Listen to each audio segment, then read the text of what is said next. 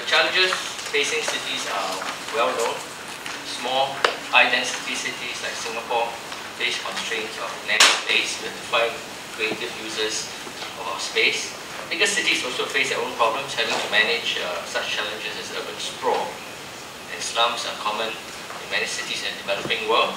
But developed cities are also not without their own challenges, especially after the recent subprime crisis. Cities therefore face a myriad of challenges, ranging from tackling employment, dealing with pollution, minimizing congestion, and achieving, ultimately, a high quality of life. But all cities, whether developed or developing, have to grapple with a common set of challenges, finding enough food, water, energy to fulfill their needs for growing population and expanding economies. And with growing concerns over climate change and environmental sustainability, how these challenges are met and the interrelationship between these challenges will determine whether cities can find sustainable pathways for their growth, as well as to meet the aspirations of their populations. Well, as the World Bank has highlighted, urbanization has also brought socio-economic benefits. So it should therefore be seen as both a challenge as well as opportunity. And in fact, urbanization has been pivotal to economic development and the creation of a growing middle class, particularly in developing countries, China, India, and so on. And vibrant, dynamic, livable cities are central to current and future economic growth. And cities throughout history have been cradles of civilization, engines of growth, as well as patrons of the arts and culture. It is small wonder that cities also own a disproportionate share of their country's national wealth.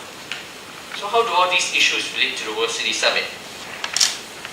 We believe that currently there is no single strategic platform where leaders, policymakers, and solution providers can converge to discuss the challenges facing cities across all dimensions in an integrated manner. Many of the issues are interrelated and require holistic solutions and interdisciplinary perspectives. We therefore see this summit as offering a one-of-its-kind platform to facilitate the sharing, development, and application of relevant knowledge, other best practices on issues of leadership and governance, the building of sustainable and livable cities, and the fostering of harmonious and sustainable communities. It is with these objectives in mind that we have given the theme for this World City Summit, Livable and Sustainable Cities for the Future. We will be examining 5 core components of livable cities: good governance, as I mentioned, competitive economy, integrated planning, good infrastructure, good quality of life, and environmental sustainability.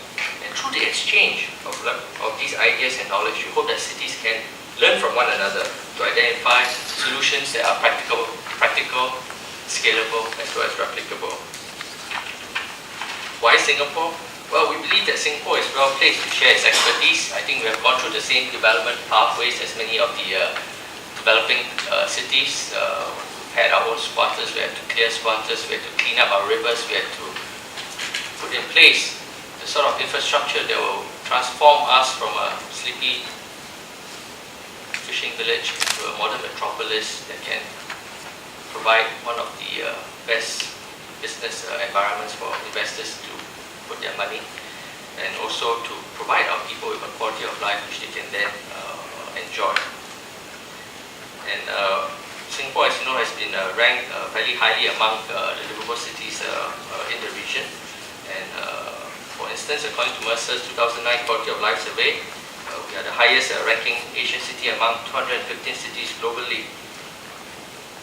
And the latest State of the World Cities report by UN Habitat, the UN agency looking into issues of human settlement, we have assessed Singapore to be a city which is spatially, socially, and environmentally harmonious.